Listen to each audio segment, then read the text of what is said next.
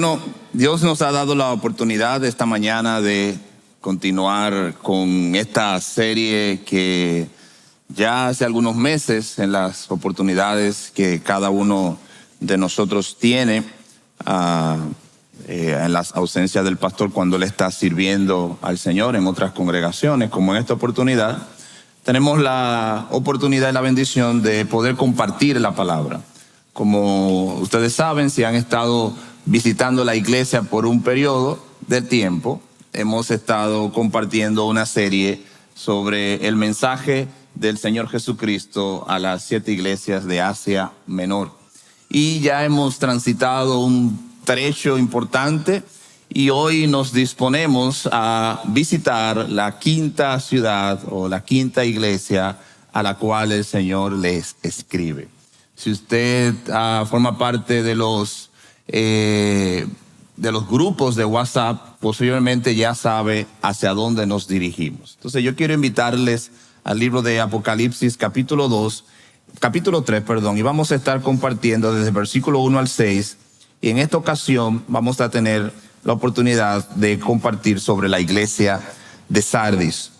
Apocalipsis capítulo 3, versículos 1 al 6. Y a mí me gustaría que mientras lo vayan encontrando puedan ponerse de pie para que leamos juntos la palabra de Dios. Apocalipsis capítulo 3, versículos 1 al versículo 6. Y leemos juntos la palabra de nuestro Dios. Escribe esta carta al ángel de la iglesia de Sardis. Este es el mensaje de aquel que tiene el Espíritu de Dios, de 7 aspectos y las 7 estrellas. Yo sé todo lo que haces y que tienes la fama de estar vivo, pero estás muerto. Despierta, fortalece lo que te queda, porque hasta lo que te queda está a punto de morir. Veo que tus acciones no cumplen con los requisitos de mi Dios. Vuelve a lo que escuchaste y creíste al principio y reténlo con firmeza. Arrepiéntete y regresa a mí. Si no despiertas, vendré a ti de repente, cuando menos lo esperes, como lo hace un ladrón. Sin embargo, hay algunos en la iglesia de Sardis que no se han manchado la ropa con maldad. Gloria al Señor. Ellos caminan conmigo vestidos de blanco porque son dignos. Todos los que salgan vencedores serán vestidos de blanco. Nunca borraré sus nombres del libro de la vida, sino que anunciaré delante de mi Padre y de sus ángeles que ellos me pertenecen. Todo el que tenga oídos para oír debe escuchar al Espíritu y entender lo que Él dice a las iglesias. Amén. Oremos. Padre, como cantábamos y exaltábamos tu nombre, queremos, Señor, que tú sepas, no solo con nuestros labios, sino con nuestros corazones, Padre, que en esta mañana nosotros queremos venir con una actitud y hemos venido con una actitud de alabanzas a ti, Señor. Padre, toma tu palabra y como un cirujano, Señor, haz una operación en lo más profundo de nuestros corazones y que en esta mañana, Señor, podamos ser transformados, confrontados y que tu palabra nos hable de una manera clara y precisa. Que a pesar, Señor, de las debilidades de tu siervo, Señor, tú obres en tu iglesia, porque te lo pedimos, Señor, en los méritos de Cristo. Amén. Podemos sentarnos, hermano.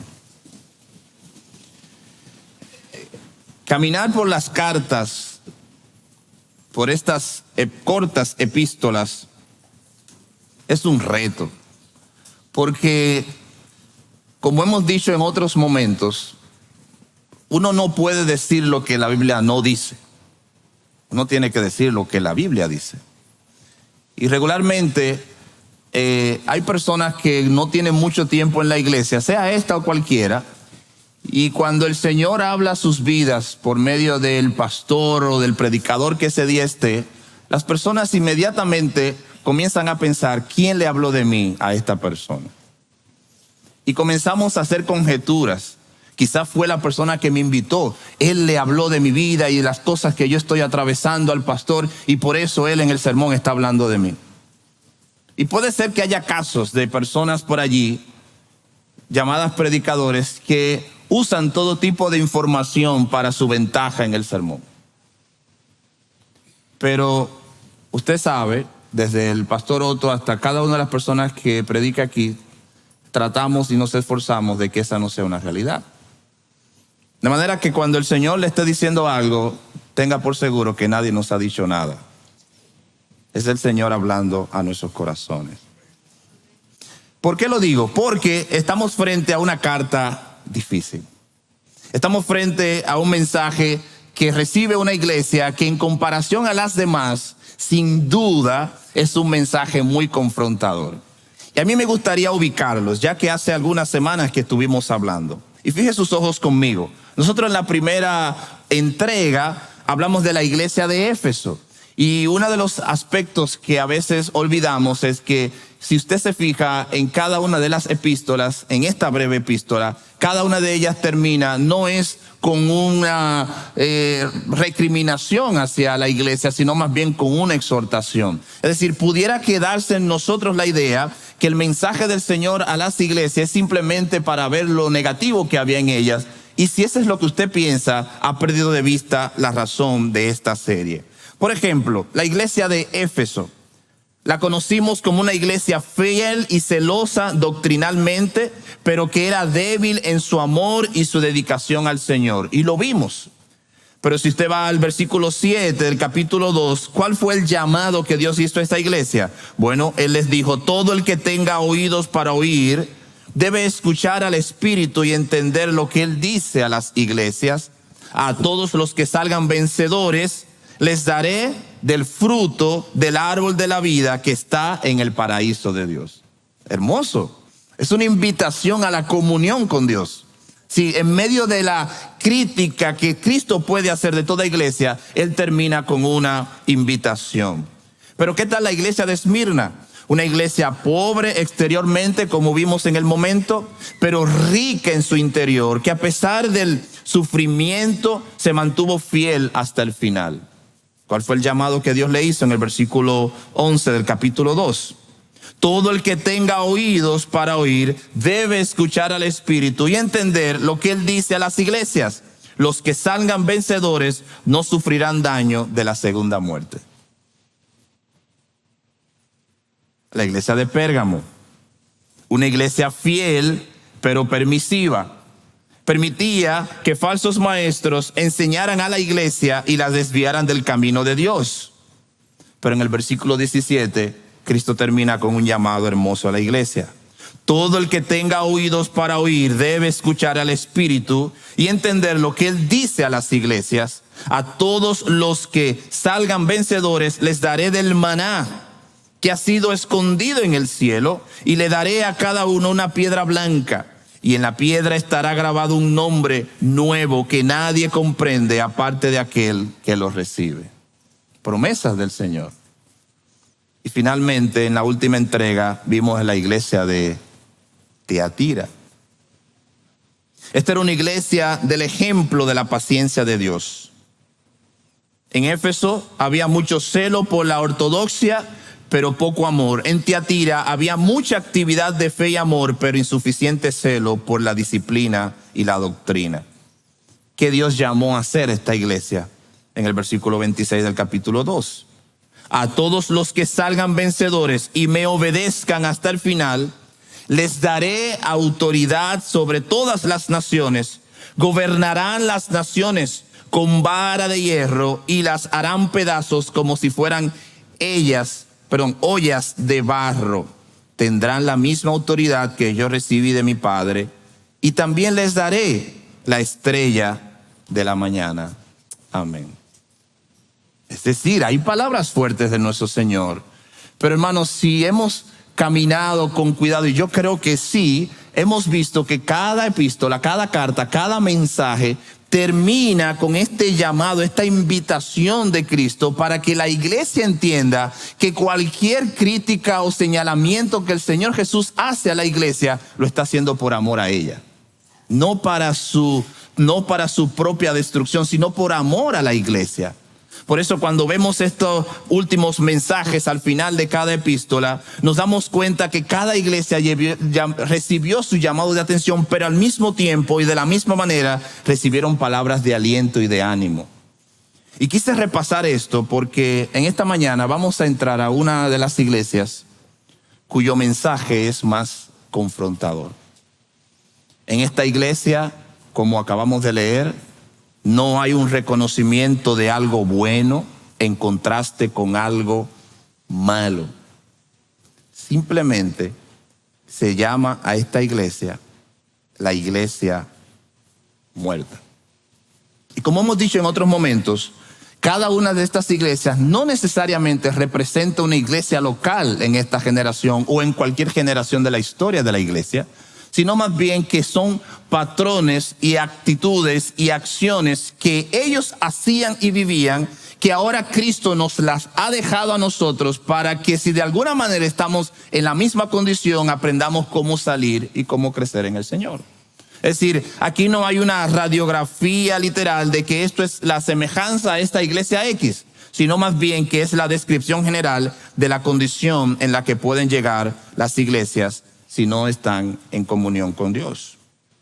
Wayne Muller dice que de las 7 iglesias, la de Sardis y la de la Odisea fueron las únicas que no sufrieron persecución o sufrieron algún tipo de seguimiento por causa de la doctrina o de falsos maestros. Sin embargo, dice él, ambas padecían de una avanzada decadencia espiritual, pues respondían con apatía interna a la paz externa que gozaban. Eso nos recuerda que Dios puede permitir que haya tribulaciones en nuestras vidas o en nuestras congregaciones por amor a nosotros. Sin embargo, si yo no valoro el sufrimiento, tampoco valoraré la paz que el Señor me brinda. Y eso es importante, porque en cada una de las iglesias nosotros hemos hablado un poco de la condición de la ciudad. Y de todas, esta es la iglesia o la ciudad, mejor dicho, donde menos información tenemos. Porque incluso aún al día de hoy se están haciendo excavaciones para conocer más acerca de la historia de la ciudad. Pero de entre las pocas cosas que se conoce es que en Sardis había una especie de orgullo porque ellos entendían que era la ciudad que no podía ser conquistada. La ciudad estaba encumbrada en un alto y estaba totalmente amurallada, de tal forma que la gente que vivían dentro se sentían seguras. A los habitantes de Sardis les reconocían que eran personas de gran manejo material, porque algunos autores dicen que en los ríos de Sardis corrían el oro y la gente simplemente iba y los pescaba y los tomaba y podía mercadear con él. O sea, ellos se sentían seguros. Pero a pesar de esa seguridad, fíjense lo que acabo de decir del autor. El autor dice que a pesar de que ellos se sentían seguros, y estoy hablando de la ciudad, pero se aplica a la iglesia, él les dice que ellos, a pesar de esa paz externa que tenían, de ese sosiego social en el que vivían, de esa tranquilidad social en la que vivían, dice el autor que la iglesia no estaba aprovechando esa oportunidad. ¿Por qué? Porque entendemos que los momentos de bonanza y de misericordia del Señor son simplemente para nuestro beneficio. No, sirven como un motor, como un motorizador de que yo pueda seguir predicando el evangelio del Señor. Por eso cuando él dice aquí, ellos tenían una paz interna o externa, mejor dicho, y gozaban en la ciudad y estaban seguros en la ciudad, pero allí en medio de esa condición no supieron aprovechar. En contraste con Pérgamo, en contraste con Esmirna, donde los falsos maestros estaban como lobos destruyendo la iglesia, esta congregación no tenía ese tipo de problemas.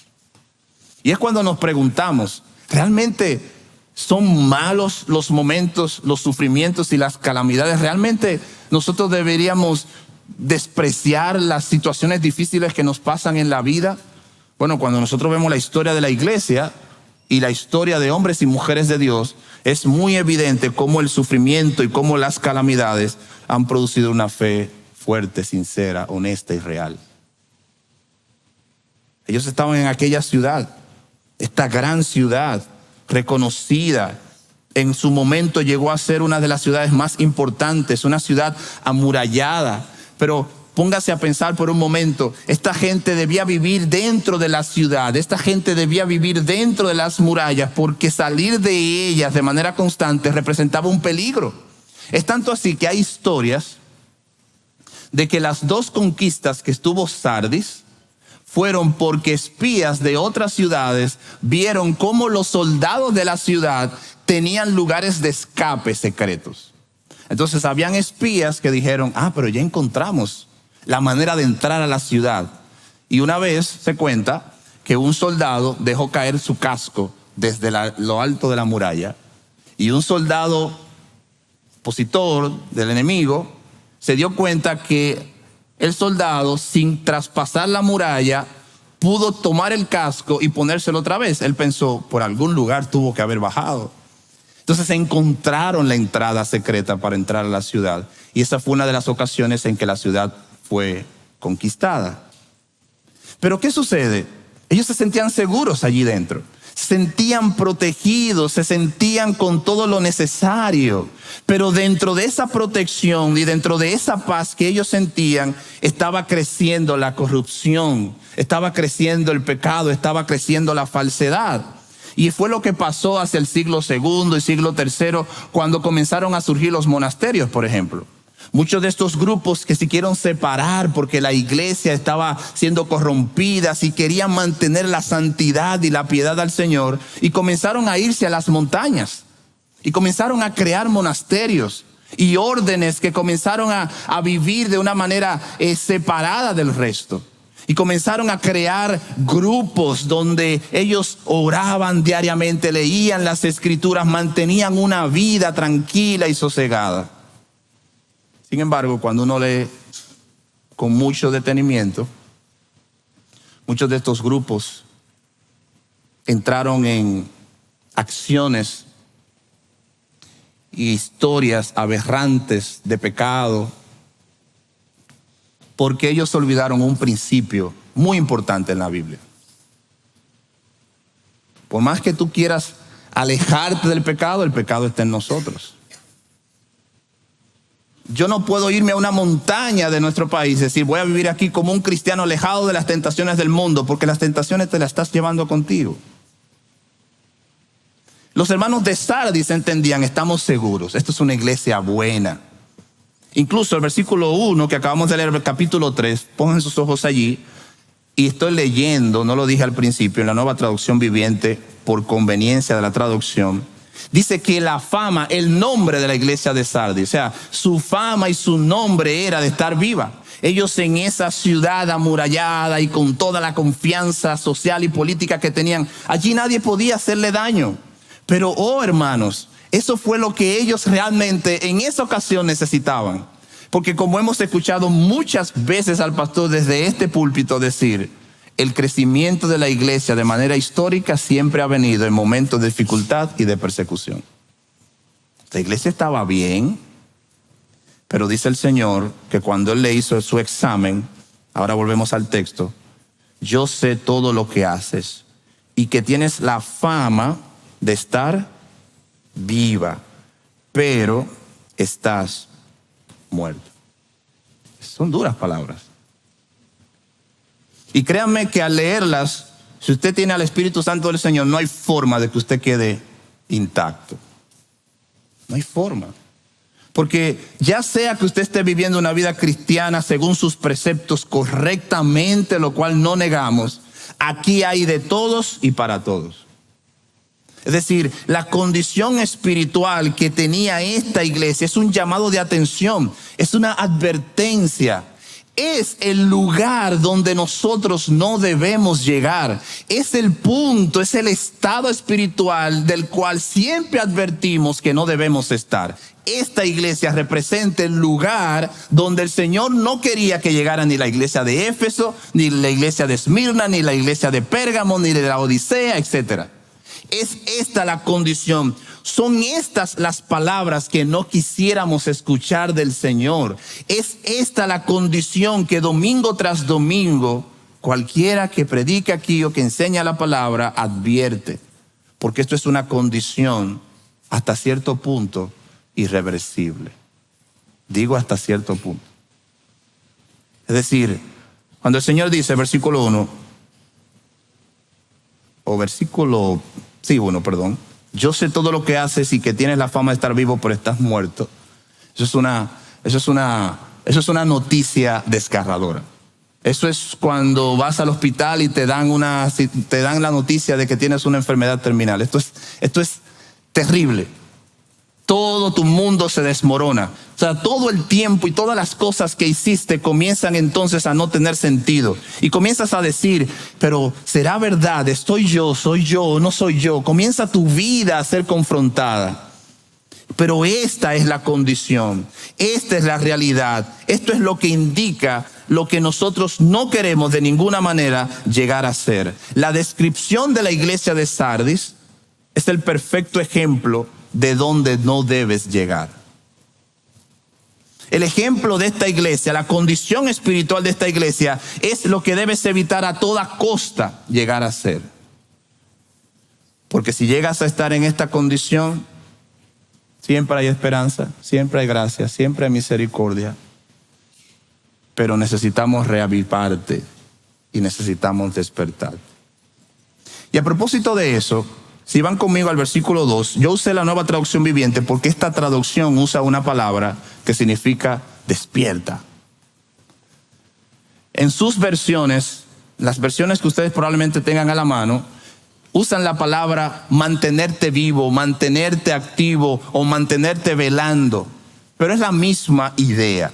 Básicamente lo que Jesús está diciendo a la iglesia, todavía a pesar de lo que yo te estoy diciendo, hay esperanza. Todavía, a pesar de lo crítica que es tu situación, hay esperanza. Y ahí entonces el uso y lo rico del lenguaje y de las traducciones nos permite usar esta traducción donde el Señor le dice a la iglesia, despierta. Despierta de tu letargo.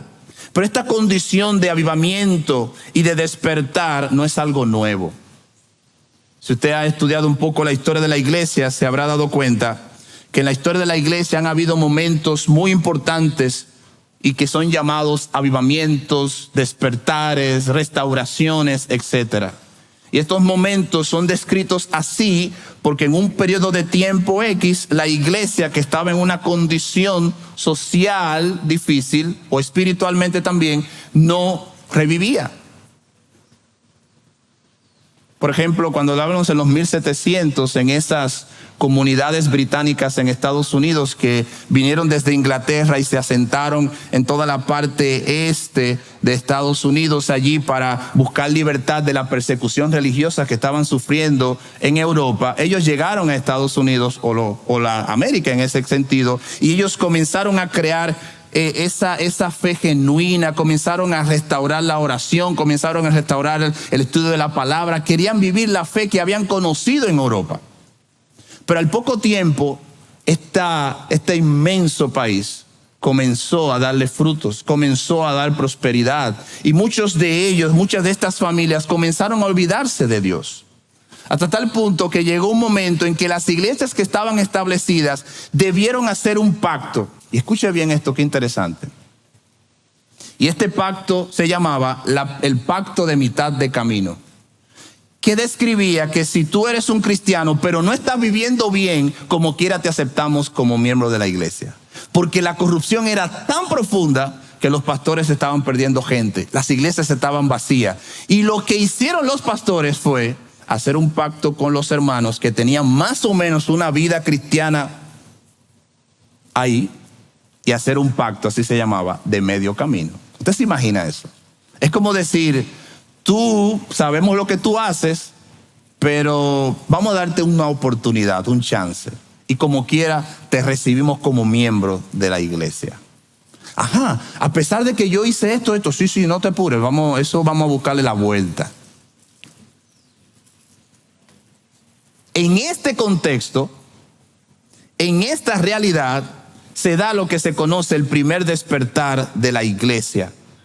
Este primer despertar fue desde el 1730 hasta el 1770, o sea, 40 años.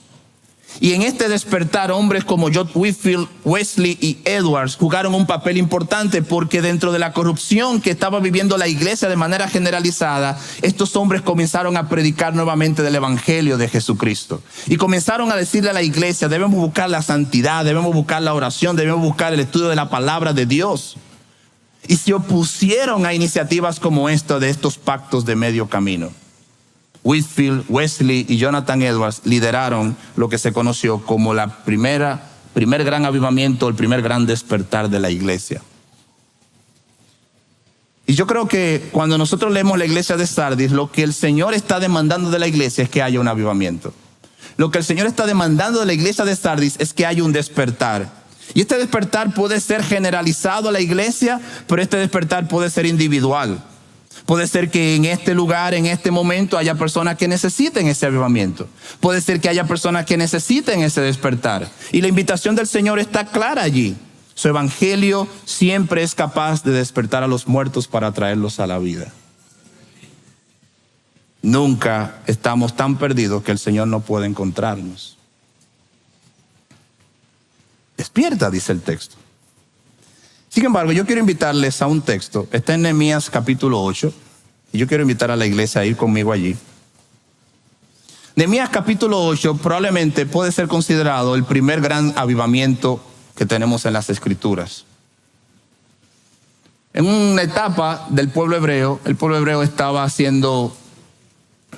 regresando, y todos recordamos cómo Nehemías, a través de sus familiares, recibe la notificación de la condición en la que se encontraban aquellos hebreos que habían quedado en Jerusalén, porque recuerden que habían sido llevados cautivos.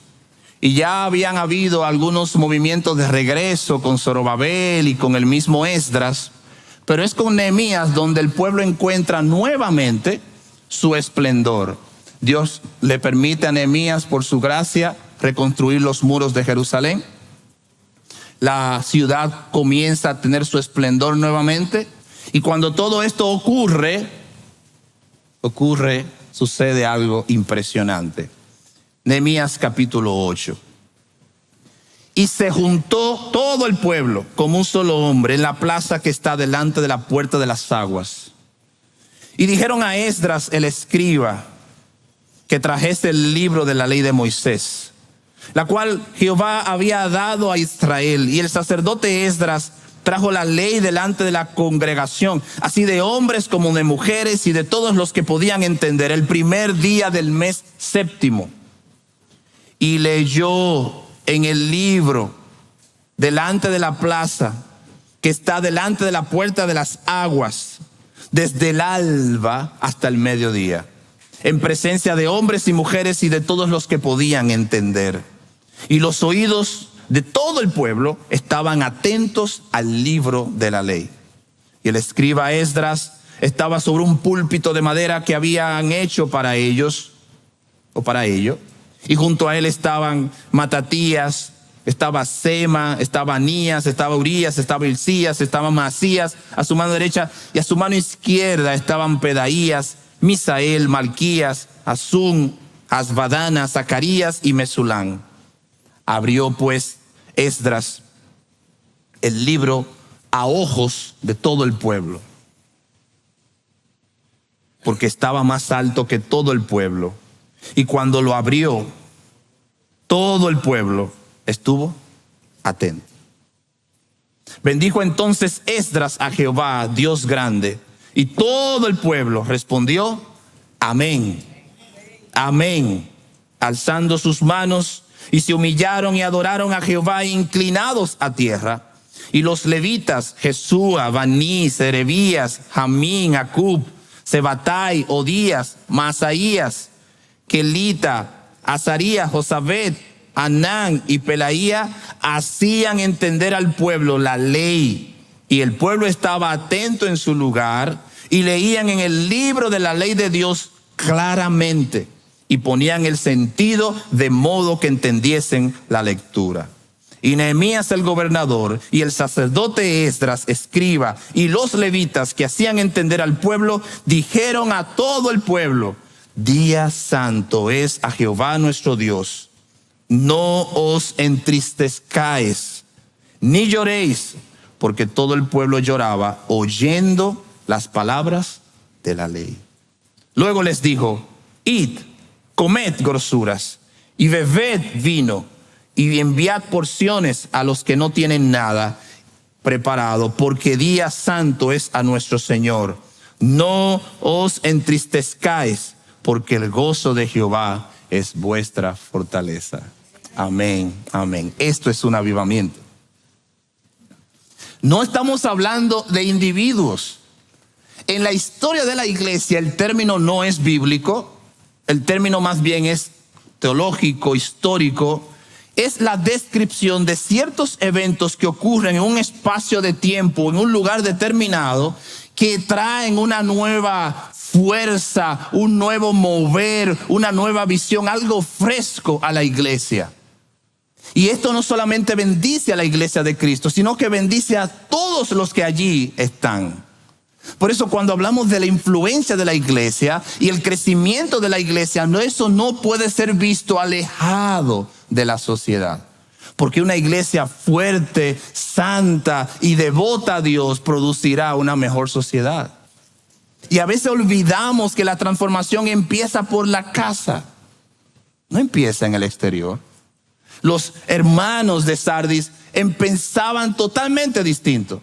Ellos habían creado una fama y entendían que esta fama les iba a poder sostener a lo largo y ancho del tiempo. Pero hermanos, si algo debes evitar en tu vida es vivir por las glorias del pasado.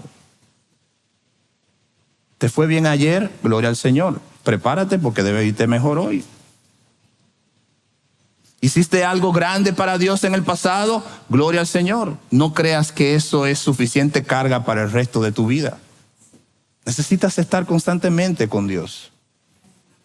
Por eso el domingo no es el único espacio donde debes estar en contacto con Dios. Y es como si recargáramos y dijéramos: bueno, ya hoy tengo suficiente carga para la semana. No funciona así. ¿Por qué? Porque debemos estar permanentemente conectados con el Señor. Día y noche, mañana y noche. Hay un despertar aquí. Este despertar es hermoso, no es el propósito entrar, porque esto sería un sermón único, pero este capítulo 8 de Nehemías es impresionante. El pueblo fue rescatado, el pueblo fue restaurado en su situación política y social, pero ahora ellos le dijeron a Esdras: tráenos el libro. O sea, el pueblo tenía hambre de Dios. Y cuando hay hambre en el pueblo, cuando hay deseo de Dios en el pueblo, Dios alimenta a su pueblo. Porque Él es el buen pastor, y el buen pastor su vida da por las ovejas. ¿Cuál es el patrón? ¿Qué cosas ocurren en un despertar?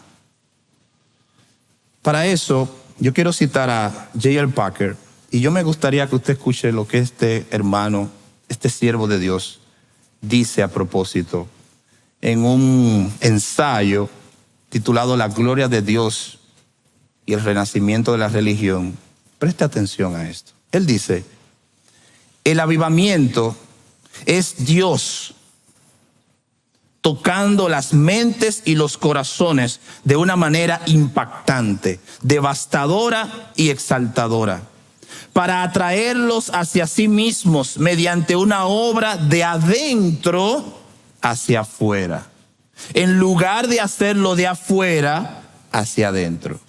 Él dice: es Dios acelerando, intensificando y extendiendo la obra de gracia que se lleva a cabo en la vida de cada cristiano, pero que a veces se eclipsa y aún tanto más a veces se sofoca por el impacto de otras fuerzas.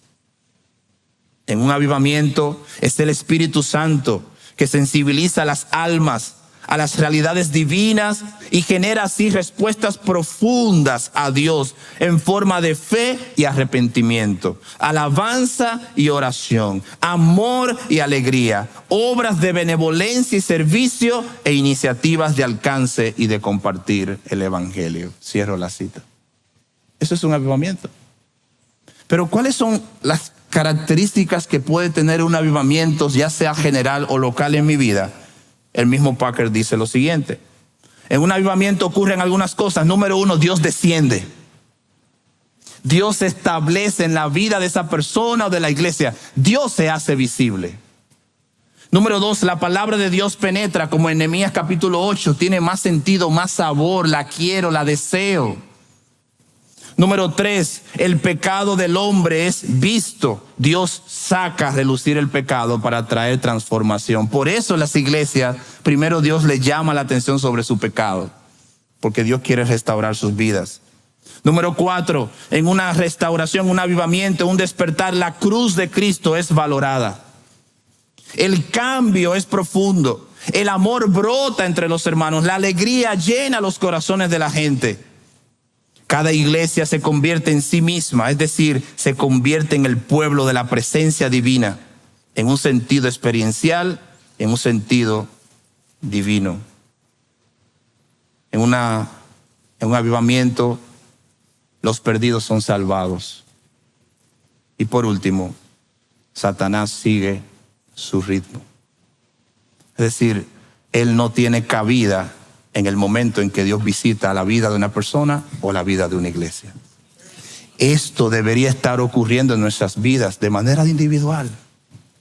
Hambre, sed, deseo, pasión, comer, anhelar profunda y sinceramente la palabra y la intimidad con Dios. Por eso esta iglesia de Sardis, el mensaje a ella es: despierta, reavívate, pon las cosas otra vez. Y es en este texto donde encontramos la base necesaria para entender qué hacer si yo siento que estoy en esta condición. ¿Qué hago para poder sobresalir y salir de ella? Y hay tres principios, probablemente veamos uno si da el tiempo. Número uno, vamos al versículo 1, o versículo 2, perdón. Él le dice, como la salida, le dice despierta. Pero también le dice, fortalece lo poco que te queda. Sí, siempre hay una esperanza, siempre hay una luz de esperanza. Pero fíjense que esta radiografía solamente puede ser vista por Dios. Es Cristo quien sabe qué es lo que todavía puede ser salvado y de donde todavía podemos tomar para hacer algún cambio. Y esto es impresionante, porque como decíamos al principio, el propósito de Cristo, el propósito del Señor no es destruir a su iglesia, es edificar a su iglesia. Es ayudar a su iglesia a que salga del letargo. Claro que debemos escuchar las palabras difíciles, pero también escuchan las palabras de amor y de misericordia. Acércate a mí, dice el Señor. Lo poco que te queda, estamos en el versículo 2.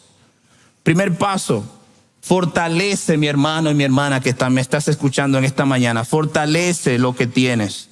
Hay áreas en tu vida que no están en orden. Probablemente tengas que venir al Señor y organizar algunas cosas, pero ciertamente hay algunas cosas que debes seguir fortaleciendo. No las descuides.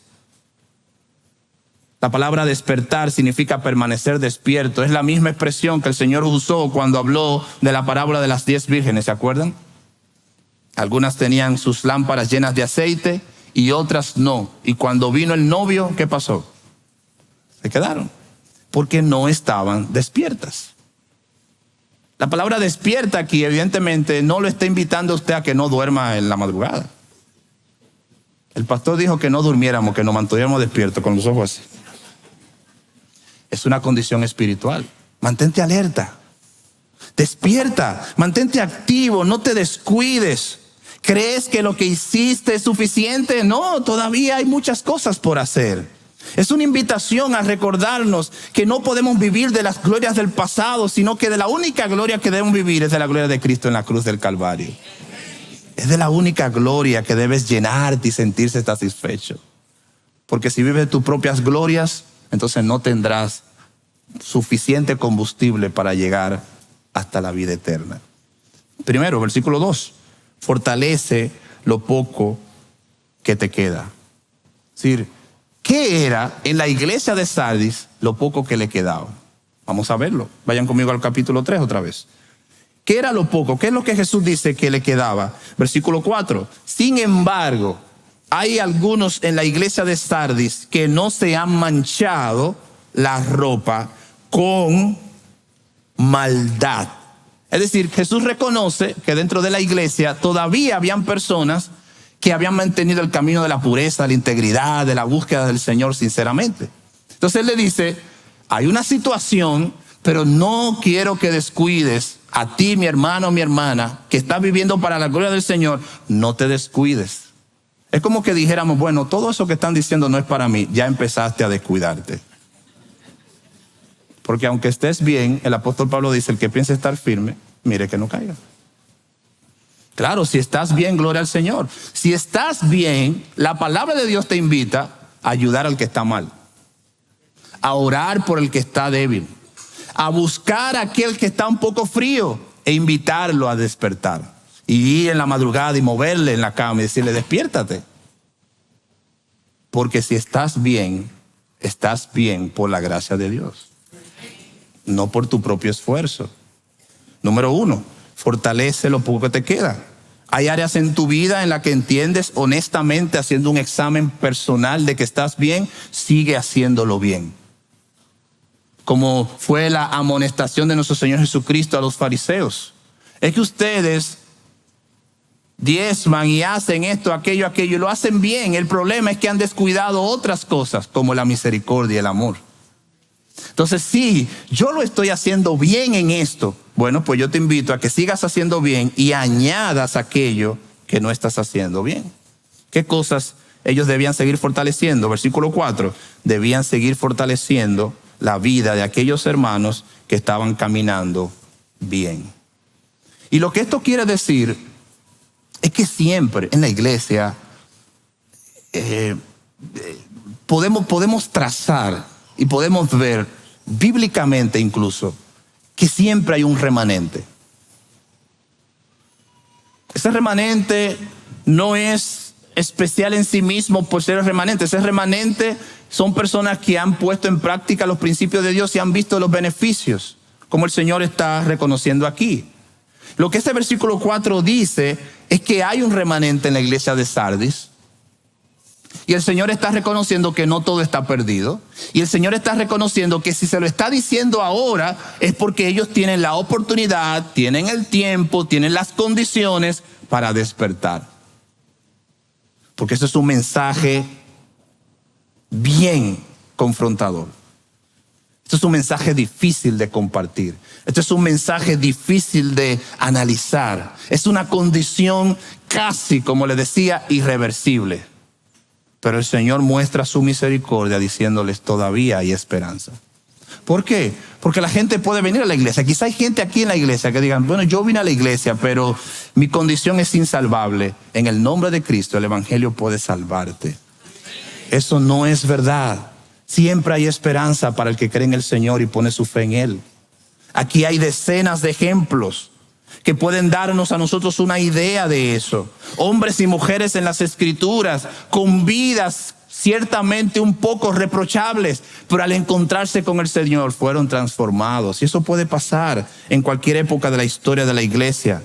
Aún para una iglesia como la de Sardis había esperanza. Wayne Mueller, a quien cito nuevamente, dice lo siguiente. Cuando Cristo le dice a la iglesia, escuche esto, yo conozco tus obras, lo está diciendo en relación a algo que él sabía que estaba ocurriendo, pero que él se reservó para darle la oportunidad a ellos de que se arrepintieran. Y él dice, Éfeso y Tiatira recibieron elogios. La iglesia de Sardis no recibió ningún elogio. ¿Por qué? Porque la reputación de la iglesia había sido su mayor sustento en su vida cristiana. Y Müller termina, si tu fama es todo lo que tienes, entonces no hay forma de que el evangelio de Cristo alcance tu corazón. Si tienes nombre de que vives, pero estás muerto, el único antídoto para eso es el Evangelio de Jesucristo. No hay otro. Y cierro la cita.